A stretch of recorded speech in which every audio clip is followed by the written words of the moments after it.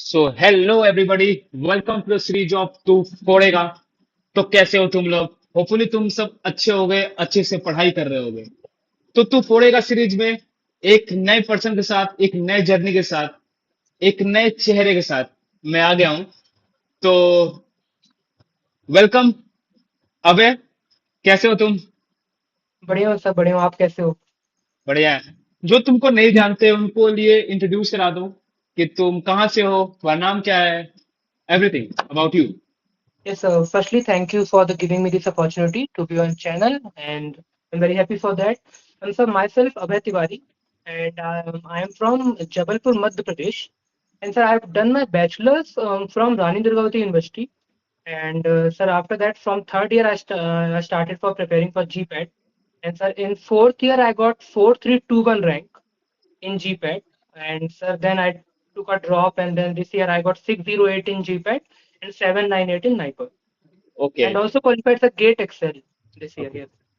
हाँ, I think you told that कि तुमने ड्रॉप लिया ये एक साल। It's not a cup of T सबके बस का, क्योंकि नीट के लिए, एडवांस के लिए आई नो कि सब ड्रॉप लेते हैं, बट जीपेट के लिए ड्रॉप ये कैसे मन में आया कि नहीं, एक साल मुझे जीपेट दे और देना है और मैं ये फोड़ सकता हूँ और मुझे नाइपर में ही जाना है, ऐसा ये कहाँ से दिमाग में आया और कैसे तुम अपने लिए अपने आप को समझाए? उस जर्नी के बारे में बताओ। सर, अगर मैं रियलिटी में बताना चाहूँ तो बिकॉज नॉर्मली मास्टर्स करने का कोई स्कोप समझ ही नहीं आ रहा था। And sir we know the ground reality of the B pharm graduates. तो सर वो बस मेरा ये था, जैसे मुझे पता था नाइपर की रियलिटी भी I know. But sir I think मुझे ये था कि अपने फील्ड में मैं कम से कम सबसे अच्छी जगह पे जा सकूं, एंड फिर वहां पे जो भी होगा उसमें मैं सेटल कर लूंगा। एंड सर क्योंकि जो गवर्नमेंट जॉब की प्रिपरेशन वो भी इसी के थ्रू जा रही थी, तो सर आई थॉट कि मैंने लास्ट सिनेरियो भी सोचा था कि अगर मेरा नहीं हुआ तो क्या हो जाएगा, ठीक है एक साल चला जाएगा।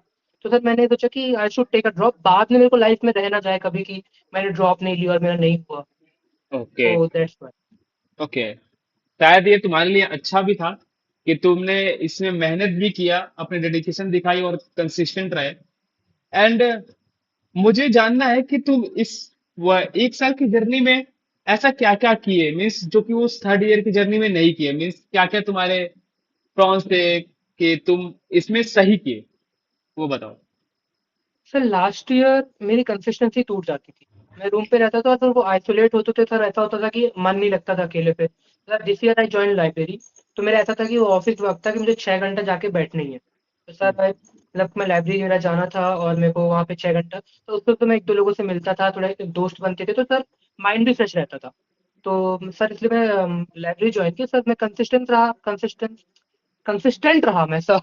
एंड सर उस वजह से फिर सर इस बार सही चला, एंड आई थिंक टेस्ट वेस्ट दिए सर, तो आई थिंक लास्ट में सर एग्जाम तो बहुत जल्दी हो गया था। बट ये सर ओके। ओके। तो during this year means drop year, तुमने जो तैयारी की थी वो पिछले ईयर को देख कर की थी, बट एट लास्ट मोमेंट तुम्हें पता चला है कि नॉन फार्मा 80 आ रहा है एंड 120, मतलब पैटर्न चेंज हो रहा है एंड अपोजिट, बिल्कुल अपोजिट पेपर आया, फार्माकोलॉजी से कम paper. Then how can handle की तुम्हें पैटर्न चेंज हुआ, तब तुम अपने आप को कहते किए कि नहीं, अभी भी कोई दिक्कत नहीं है, मैं कर लूंगा आराम से। एंड ड्यूरिंग द एग्जाम कि तुम कैसे इसको हैंडल किए? सर एक्चुअली लास्ट वाला तो हैंडल नहीं हो पाया, जो कोलॉजी कोग्नोसी हुआ। बाकी ऐसे हैंडल हुआ सर, बिकॉज कि बाकी ये था कि सबके लिए हो रहा है, ये था सबको सोचना चाहिए कि अगर 80 होगा तो भी सबके लिए हो गए हैं। मतलब मेरा भी सर, जैसे इस बार मेरा इंग्लिश 45 क्वेश्चन इंग्लिश के थे, तो मुझे नॉन फार्मा में इतनी दिक्कत नहीं हुई सर, बिकॉज फार्मा का जो अनस्टेबिलिटी थी सर उससे बहुत दिक्कत आई सर। हम्म। तो सर उससे बहुत ही प्रॉब्लम हुई। एंड हाँ सर कोलॉजी कोग्नोसी दैट्स वाई थोड़ी रैंक भी नीचे रही, बट यार सर जो भी होना था वो हुआ। ठीक है सर, बाकी ये था कि थोड़ा सा स्टेबल रहना है एग्जाम टाइम पे। बिकॉज हाँ सर एक चीज जरूर रखनी है कि ये मन में सोच के रखो कि हाँ मेरा अच्छा जाएगा, मेरे को हो जाएगा। बिकॉज सर अगर शुरू के क्वेश्चन टफ है, अगर आपके दिमाग में वो चीजें रह गई तो फिर दिक्कत हो जाती है आगे क्वेश्चन सॉल्व करने में। वो तो है ही कि अगर तुम सोच लोगे कि यार मेरे से नहीं होगा, जैसे यहाँ जीपीएट में सेक्शन वाइज होता है, तो एक सेक्शन अगर खराब गया तो इसका मतलब ये नहीं कि और चारों सेशन और खराब जाएंगे, ऐसा नहीं होता है। तो ये तो सही है। तो तुम्हें सबसे ज्यादा अच्छा क्या लगता है पढ़ने में, और सबसे ज्यादा ये लगता है कि यार बोरिंग है, यार नहीं हो रहा है मेरे से, ये वीक पार्ट तुम्हारा? फिर सब्जेक्ट से मुझे कोलॉजी भी पसंद थी, कोग्नोसी भी पसंद थी। मुझे दोनों ही पसंद थे। Okay. And the weak part मेरा पूरा ऑर्गेनिक केमिस्ट्री लास्ट ईयर था, बट इस बार मैंने उसको मतलब अपना वीक से ज़्यादा तो मैंने अच्छा बना लिया था कि ऑर्गेनिक मेरी अच्छी हो गई थी इस ईयर। मतलब मैंने पूरे साल ही ऑर्गेनिक में मेहनत की है। सर ऑर्गेनिक मेरे लिए थोड़ा सा टफ पार्ट था, मतलब अगर कोई क्वेश्चन अगर मतलब दो तीन कॉन्सेप्ट मिला के आते थे तो मुझे दिक्कत होती थी ऑर्गेनिक में। Organic means organic and Medicom ऐसा। हाँ सर। सर मेडिकल भी मुझे एक बार लगता था कि हो जाएगा, बट ऑर्गेनिक मुझे टफ लगता था। ऑर्गेनिक मीन्स रिएक्शंस, वो GOC part, it's all over. बिल्कुल सर। हाँ, क्योंकि ऑर्गेनिक को बहुत केमिस्ट्री चीजें, तो होपफुली तुम आगे डिपार्टमेंट कोई केमिस्ट्री वाला नहीं चूज करोगे। Sir I was thinking of natural products तो, बट मुझे ये लग रहा है कि मेरे सीनियर से बात हुई है तो अब उन्होंने बोला है कि ऐसा नहीं कर लोगे, तो I am thinking of natural products. हो जाता है, सब हो जाता है। क्योंकि अगर, क्योंकि ये देखो जर्नी जो है जीपेट एंड नाइपर की, क्या होता है कि तुम लंबी रेस के घोड़े हो कि नहीं, वही चेक करते हैं। क्योंकि आकर यहाँ पे ऐसा तो नहीं है कि तुम नाइपर में आ जाओगे या कोई भी कॉलेज में चले जाओगे तो तुम्हारी ऐसी जिंदगी सेट है, कोई गारंटी देगा। तुम्हें ये समझ में आ जाएगा कि हाँ, मैं कर सकता हूँ, चीजें मैं हैंडल कर सकता हूँ, और तुम यहाँ पे स्पेस हो चाहे कुछ भी हो, you can handle easily as a normal student जो जीपेड और नाइपर नहीं दिया है उसके हिसाब से। एंड मुझे तुम्हारे पीछे दिख रहे हैं, शायद ये जीपेड प्रिपरेशन का ही और नाइपर प्रिपरेशन का ही है। क्या तुम यस दिखा सर। सकते हो सबको कि क्या है कैसा है, कैन सर बिल्कुल दिखा सकता हूँ मैं सर, ये पूरा ऑर्गेनिक है। ऑर्गेन? ओके। लेट्स सी, मैं आपको के बैक कैमरा से दिखाता हूँ। Back camera. एंड सर ये पूरा ऑर्गेनिक के नोट्स हैं। ओके। इसमें मतलब आपको ऑर्गेनिक के चीजें मिलेंगी। एंड सर इस साइड पे थोड़ा सा नॉन फार्मा मिलेगा आपको, एंड थोड़ा सा कोलॉजी मिलेगा। एंड सर स्टार्ट जब किया तो तब तो बहुत सारे पोस्टर भी थे नाइपर वाइपर के, फिर मैंने निकाल दिए थे एक टाइम बाद, मैंने कहा कि ठीक है अब अब हो जो भी है सब गया, अच्छा जो भी हो गया हो गया। नो, ठीक है। तो तुम अभी कहाँ पे हो, मीन्स किसके साथ रह रहे हो, मम्मी पापा ऐसा?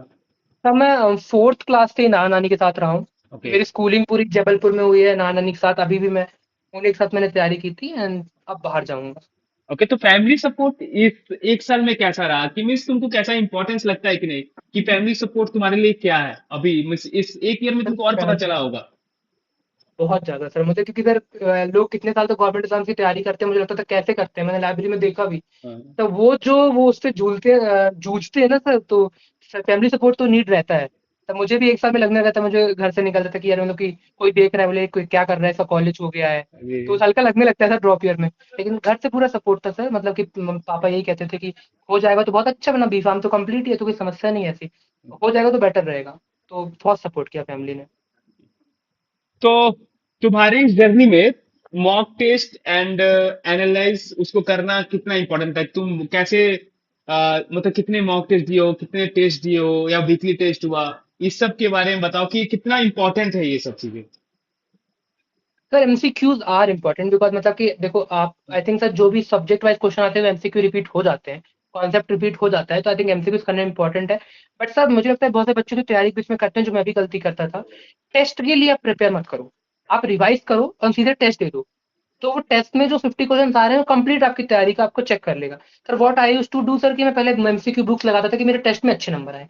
उससे होता था वो बहुत टाइम कंज्यूमिंग हो जाता था। हम्म। तो अगर आप किसी टॉपिक से 50 क्वेश्चन लगा दो तो आई थिंक इट्स कंप्लीट, वो कंप्लीट हो गया है। और सर वो बार बार करने से अच्छा है कि आप रिवाइज करो और कोई एक बड़ा टेस्ट दे दो। सर मैंने दिए डीपीपीज दिए, मैंने Saturday test, Sunday test, and after that sir mock भी दिए मैंने लास्ट के। मैंने पूरे 50 भी नहीं दिए होंगे मैंने। तुमने बताया कि तुमने लास्ट की 50 पूरे नहीं दिए थे ऐसा। ओके, मीन्स इम्पोर्टेंट है। ऐसा है कि तुम्हारा रिवीजन के साथ मॉक इम्पोर्टेंट है। लाइक अगर तुम रिवीजन नहीं कर रहे हो तो तुम जब टेस्ट देते थे, एंड आफ्टर दैट टेस्ट के बाद क्या करते थे, जो तुम्हारे क्वेश्चन सही हुए हैं जो गलत हुए हैं, how to analyse this, means तुम्हारे जो गलत सर हुआ। Last, yes sir last year में सारे क्वेश्चन को एनालाइज करता था। वो बहुत टाइम कंज्यूमिंग होता मेरे सब्जेक्ट ही कंप्लीट नहीं होते थे। दिस ईयर सिर्फ रॉन्ग क्वेश्चन और ऑन अटेम्प्टेड को मैंने सर ट्राई किया। एंड सर उससे एक चीज बेटर हुई कि जल्दी होती चीज और मुझे में सेचुरेशन नहीं आता रहा सर। वो कंप्लीशन के चक्कर में भी चीजें कंप्लीट भी नहीं हो पाती हैं। सर उस वजह से मैं सिर्फ उन्हीं दो को देखता था। और सर मैं आपको मॉक के बारे में मॉक में एक चीज बताता हूँ। सर हमें हम लोग को बोला जाता है कि बहुत सारे मॉक तो, सर आपने पेपर देखा इस बार का, हम्म। इतनी प्रेडिक्टेबिलिटी अब कुछ है नहीं सर पेपर की। आई थिंक सर ये बहुत बेटर है कि आप रिवीजन में फोकस करो और मॉक्स कुछ कुछ देते रहो, कि आपकी 3 घंटे में क्वेश्चन सॉल्व करने की प्रैक्टिस हो जाए बस। हाँ, means you are use to be, मतलब वर्स्ट कंडीशन के लिए तुम तैयार रहो। कि अगर वर्स्ट यस आ सर। गया देन क्या। मीन्स हर साल हाँ, पेपर तो वैसा रिपीट नहीं होगा, नहीं हो रहा है। क्योंकि इस बार अनप्रेडिक्टेबल हो गया, लास्ट मौके पर 80 क्वेश्चन, 120 क्वेश्चन, चीजें कोलॉजी से नहीं आए, वो चीजें नहीं आया, तो मतलब आखिरी एम तुम्हारा तो नाइपर ही है ना। अगर तुम जीपेट दे रहे हो यस तो सर। नाइपर तुम्हारा आखिरी एम है कि तुम्हें नाइपर में जाना है। तो ट्राई को मतलब तुम जो पढ़ाई कर रहे हो वो नाइपर को सोच के करो। अगर नाइपर के सोच के करोगे देन तुम्हारा जीपेट अपने आप क्वालिफाई हो जाएगा। इतना तो तुम ब्रॉड पढ़ लोगे, चीजें कर लोगे। Yes sir. ट्रू। नेक्स्ट क्या बता। हाँ, जैसे कि तुमने बोला कि अनअटेम्प्टेड क्वेश्चन और जो गलत हो उस पे ज्यादा ध्यान देने के लिए, ये ना, कि मीन्स सिचुएशन ना है, क्योंकि ये जो ब्रेन है हमारा थक जाता है कि अगर हम सब कुछ पढ़ेंगे जो आता है वो तुम कभी गलत नहीं करोगे, ना एग्जाम ट्रू। में ना मॉक में। लेकिन जो नहीं आता अगर तुमने उसको नहीं दिया तो नेक्स्ट मॉक में भी तुम वही गलती करोगे और सेम गलती होगी, कि तुम्हारे ब्रेन ऐसा ही डेवलप है कि तुम्हारे सबकॉन्शियस माइंड में वो गलती भी रिपीट होती है। अगर सही भी रिपीट हुआ, देखो क्या होता है कि तुम्हें कोई क्वेश्चन याद नहीं आ रहा है, सबकॉन्शियस माइंड में है वो क्वेश्चन, लेकिन अगर तुम्हारे सामने आया, अगर तुम होता है ना कि तुक्का लगाना, तुक्का भी उस समय सही लगेगा। लेकिन अगर तुम गलत गलत तुम लगाए हो पीछे, तो तुम्हारा तुक्का भी गलत लगेगा। तो ट्रू सर। हाँ, ये सब चीजें हैं। And तो तुम आखिरी क्वेश्चन तुमसे कि तुम्हारे जर्नी में तुम अभी तक देखे कि ये एक साल थर्ड ईयर में भी तुमने, फोर्थ ईयर में भी प्रिपेयर किया, एंड देन फाइनल ईयर में प्रिपेयर किया, तो तुमको इससे क्या समझ में आया कि किसी भी एग्जाम को लेकर तुमको क्या समझ में आया कि क्या सबसे ज्यादा जरूरी है।